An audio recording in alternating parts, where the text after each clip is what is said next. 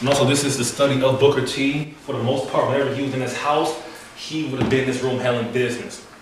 Okay, so when we talk about Booker T, he was enslaved to the age of 9, learned how to read and write at 11, went to Hampton at 19, then became the president here at 25. Also, he married Olivia Davison's second wife. She would die by the day after giving birth to their last son, Ernest.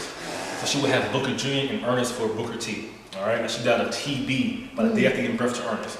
So this room right here is the room of their 2 sons, Booker Jr. and Ernest. In the bathroom, we have 14 karat gold and tiles of the wall.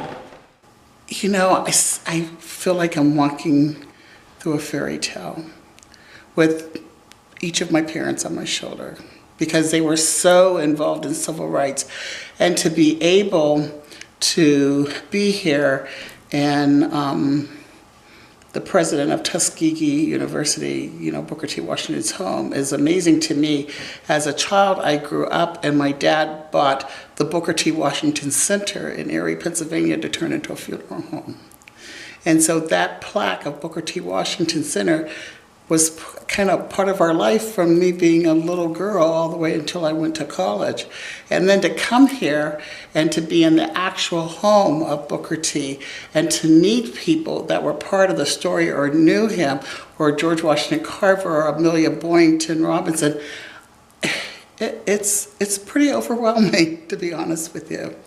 And it's a job that we get paid to do, and that's pretty amazing. Yes.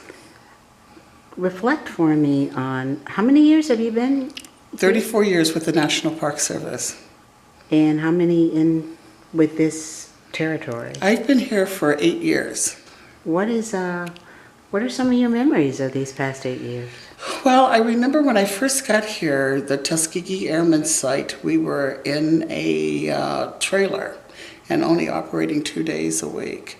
And we were able, through President Obama's our money, we got $7.1 million to build out the rest of the Tuskegee Airmen site. So that was a huge accomplishment for us. And then to do some renovation work here on the Oaks, the porch was having problems, so we kind of rebuilt that. And then we put a new elevator system in the Carver Museum. We still have about $10 million worth of work that needs to be done there. So, but we got it started, so I'm real happy about that. Any way for you to pick a favorite project? The 50th anniversary was just amazing because President Obama was here with his family, so that was truly special for me. And Tim Sinclair, our chief of interpretation, came to me with an idea that we reenact the march. So we had people from around the country that reenacted that 54-mile march from Selma to Montgomery. That was truly an amazing experience. So no, I just think that I'm grateful that I've had the opportunity to work for the National Park Service and come to a state that I never thought I would ever want to come to, the state of Alabama. And being here now, we've bought a house, we're residents, and you know, we will live out the rest of our days here. So I'm truly blessed that we're here. We've met some wonderful people. So I'm very excited for the future as well. What are your plans for the future? I'm not real sure. I think the first 30 days, I'm just going to sit around, kick back, and drink some good unsweet iced tea.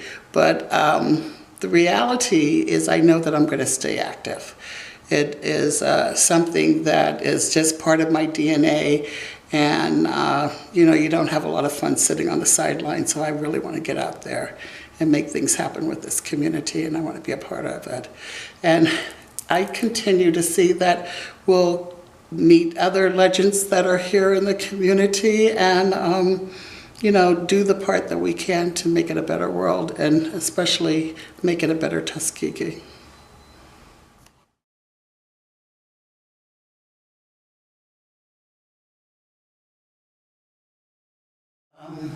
Dr. Washington's office, of course, I love the furniture that's there and just the idea that he's there and he wrote so many documents.